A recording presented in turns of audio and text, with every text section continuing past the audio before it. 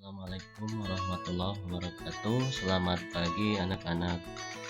Alhamdulillah kita berjumpa lagi di semester 2 ini. Mudah-mudahan kalian semua ada dalam keadaan sehat walafiat dan siap untuk belajar. Di semester 2 ini kita awali dengan tema 6, yaitu panas dan perpindahannya. Subtema 1, suhu dan kalor. Kita ada di pembelajaran ke-1. Apa saja yang akan kita pelajari pada pembelajaran kali ini? Yuk kita lanjut saja untuk lebih jelasnya. Perhatikan gambar berikut ini. Di sini ada 3 buah gambar. Ini gambar pertama ada seorang yang sedang berolahraga. Gambar kedua ada seorang yang sedang menjemur pakaian, dan gambar ketiga ada kompor yang sedang memanaskan air. Gambar kegiatan manakah yang paling sering kamu lihat dalam kehidupan sehari-hari di sekitarmu? Ya, pasti semuanya sering dilihat ya, apalagi untuk gambar kedua dan gambar ketiga. Nah, kira-kira apakah persamaan semua gambar tersebut? Ya, semua gambar tersebut berhubungan dengan kalor atau energi panas. Tahukah kamu sumber energi panas apa saja yang ada pada gambar tersebut? Nah, di sini tentu saja untuk gambar kedua dan gambar ketiga adalah sumbernya itu matahari dan api. Ya, bagaimana dengan tubuh manusia? Nah, apakah tubuh manusia mengeluarkan energi panas juga? Bagaimanakah cara mengukur energi panas? Nah, untuk lebih jelasnya, marilah kita perhatikan teks berikut ini. Silakan, judulnya sumber energi panas.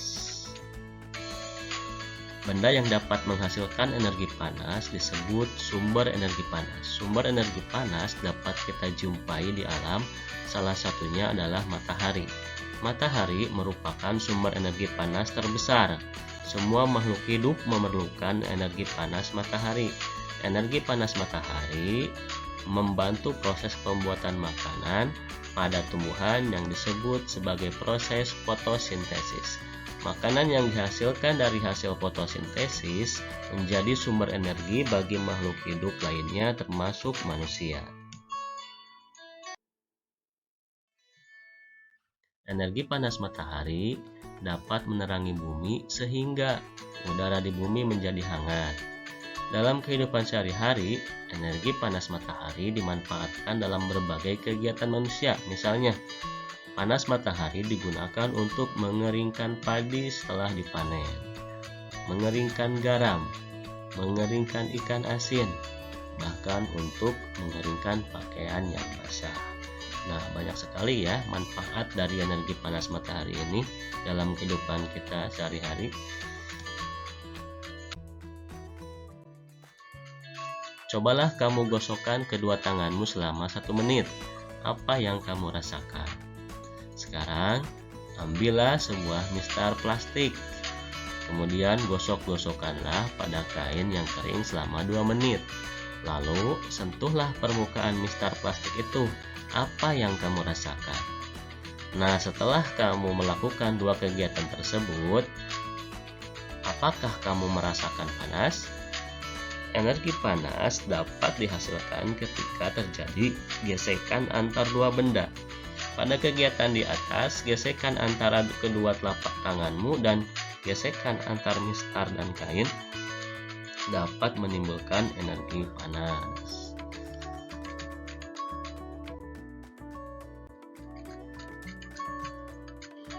Selain matahari dan gesekan antar 2 benda, energi panas juga dapat diperoleh dari api.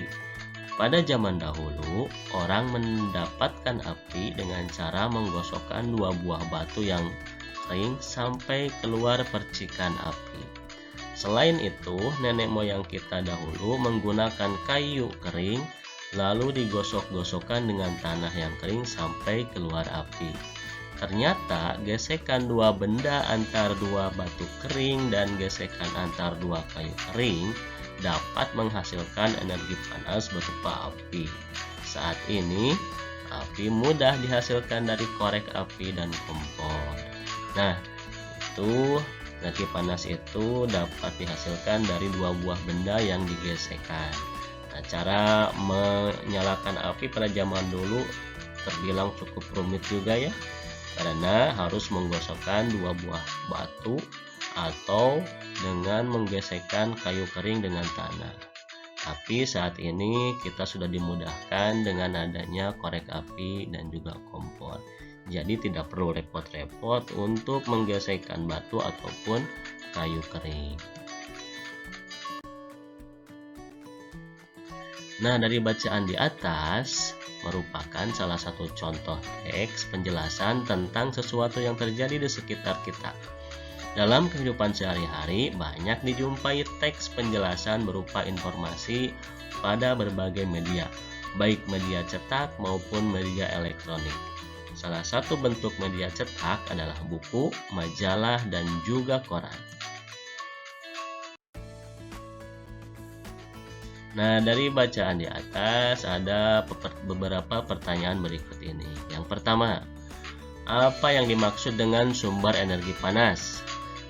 Ya, jawabannya sumber energi panas adalah benda yang dapat menghasilkan energi panas. Kedua, sebutkan paling sedikit dua sumber energi panas yang kamu ketahui.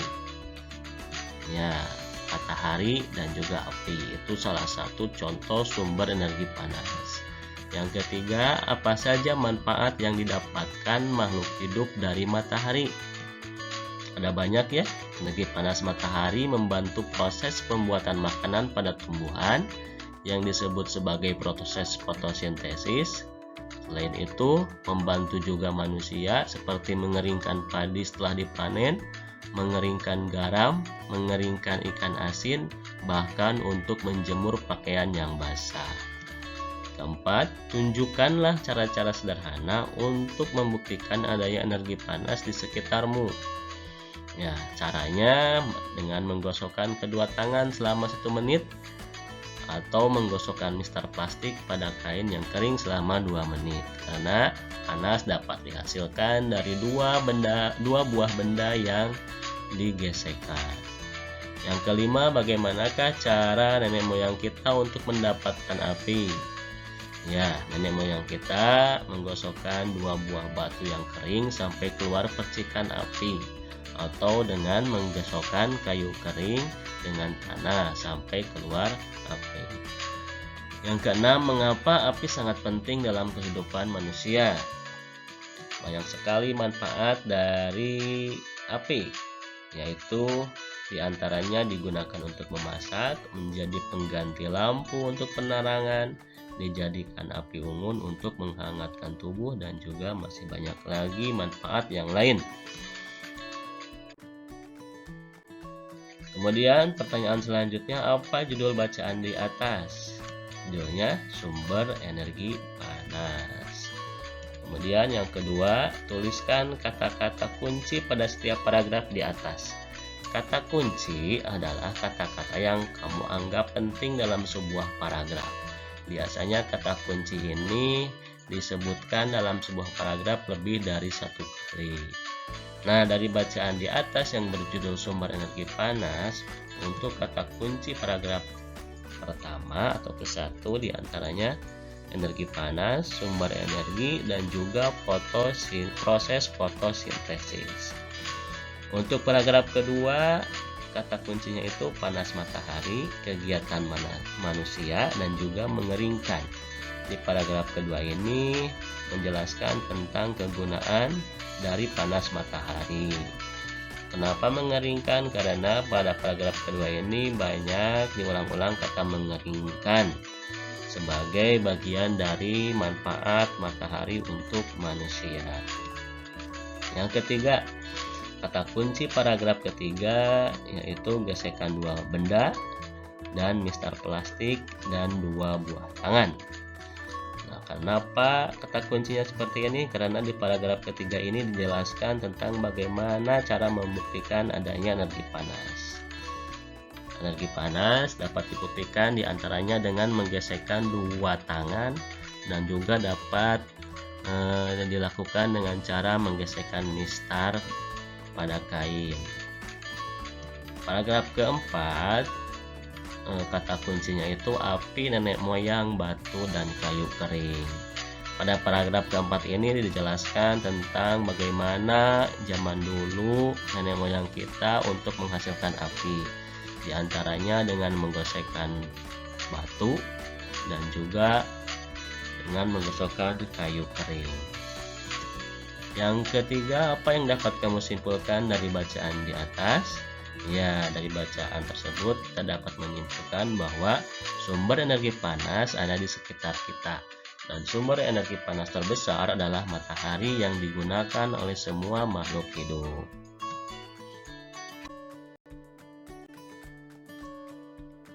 Nah, berikutnya ada percakapan antara Udin dan Siti. Din, saya pernah melihat gambar di buku tentang bagaimana orang-orang dahulu menggunakan 2 buah batu untuk menghasilkan api. Kelihatannya sulit sekali untuk mendapatkan api ya. Saya juga pernah melihatnya, Siti, tapi aku melihatnya di sebuah majalah anak-anak. Beruntung kita dapat membaca ya, Siti. Ada banyak media cetak yang berisi informasi penting yang dapat menambah pengetahuan kita. Betul, Udin, membaca merupakan salah satu kegiatan kegemaranku. Kita beruntung tidak hanya mudah mendapatkan informasi, tetapi juga tidak perlu repot mendapatkan api sebagai sumber panas untuk kegiatan kita sehari-hari. Nah, anak-anak, untuk menambah pengetahuan kita atau informasi kita, maka kita harus selalu dibiasakan untuk membaca agar ilmu kita dan pengetahuan kita semakin bertambah ya. Berikutnya, sumber energi panas ada di mana-mana dan sering kita jumpai dalam kegiatan sehari-hari. Amatilah kegiatanmu pada hari ini. Sumber energi panas apa saja yang kamu gunakan? Misalnya seperti contoh, yang pertama kegiatan memasak air. Memasak air ini pasti membutuhkan energi panas. Apa saja alat yang digunakannya? Satu diantaranya kita dapat menggunakan kompor dan juga panci. Sumber energi yang digunakan atau sumber energi panas yang digunakan yaitu api dari kompor. Selain menggunakan kompor, dapat juga menggunakan dengan alat ketel listrik. Nah, alat ini disebut ketel listrik atau teko listrik. Alat ini sumber energi panasnya dengan menggunakan listrik.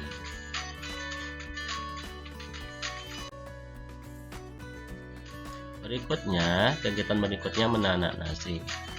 Menanak nasi dahulu kita biasanya menggunakan kayu bakar, kemudian menggunakan panci di atas awu. Nah, apabila ada yang masih menggunakan alat seperti ini, maka sumber energi panas yang digunakannya itu adalah berupa api dari kayu bakar. Kalau sekarang kebanyakan sudah menggunakan magicom atau rice cooker ya. Nah, alat ini sumber energi panas yang digunakannya dengan menggunakan energi listrik.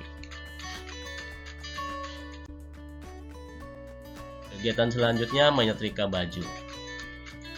Saat ini menyetrika baju lebih banyak menggunakan dengan listrik dengan alat setrika listrik. Nah, kalau zaman dahulu ini masih menggunakan setrika manual. Setrika ini panasnya itu menggunakan api dari arang yang dibakar. Jadi arang itu dimasukkan ke dalam setrika. Di sini ada ruangannya sehingga setrika di bawahnya itu yang terbuat dari logam itu menjadi panas dan bisa digunakan untuk menyetrika pakaian atau baju. Berikutnya, matahari merupakan salah satu sumber energi panas yang paling besar di muka bumi. Energi panas matahari dapat menyebabkan peristiwa perubahan di alam yang mudah kita lihat dan amati. Tentunya ya, karena kita dapat mengamati matahari dari bumi dan juga kita dapat merasakan panasnya sampai ke bumi.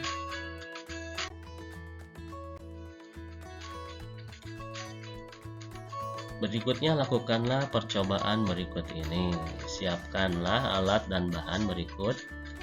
3 wadah untuk es batu, 6 buah es batu dengan ukuran yang sama dan juga pencatat waktu. Langkah-langkahnya: 1. Letakkan 2 buah es batu pada masing-masing wadah yang telah disiapkan. Wadah sebaiknya berukuran dan mempunyai warna dan bentuk yang sama. Setelah itu, 1 wadah diletakkan di luar kelas di bawah sinar matahari. Bisa di luar rumah ya kalau sekarang. Kemudian wadah kedua diletakkan di atas meja di dalam kelas atau di dalam rumah.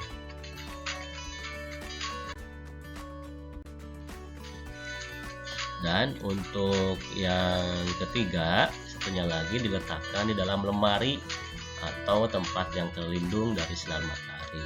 Jadi yang ketiga ini disimpan di rumah, di dalam rumah, kemudian disimpan lagi di dalam lemari. Kemudian yang keempat, silahkan kalian amati, ukur dan catat waktu yang diperlukan es batu pada masing-masing wadah sampai benar-benar mencair. Kira-kira gambarnya seperti ini. Ini untuk gambar wadah yang pertama, ini untuk gambar wadah kedua, dan ini untuk gambar wadah yang ketiga.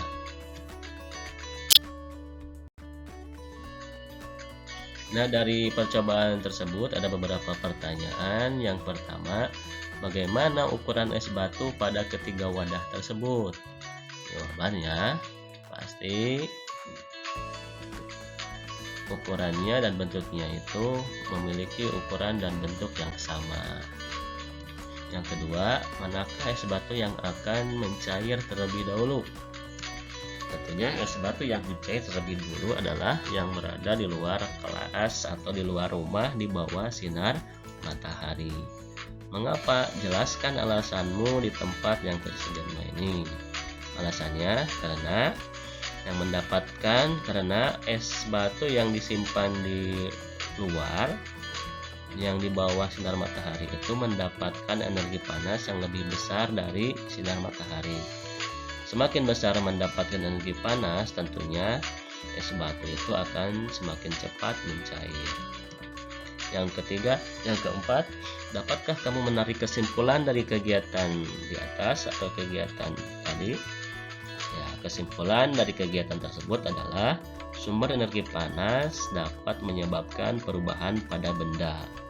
Pada percobaan tersebut, di mana es batu yang tadinya padat berubah menjadi mencair. Nah, itu kesimpulan dari kegiatan yang telah kita lakukan tentang es batu dan juga yang berubah menjadi air karena mendapat panas dari sinar matahari. Nah, demikianlah pembelajaran hari ini. Bapak ucapkan terima kasih, semoga ilmunya bermanfaat dan kita berjumpa lagi pada pembelajaran berikutnya. Akhirul kalam, wassalamualaikum warahmatullahi wabarakatuh.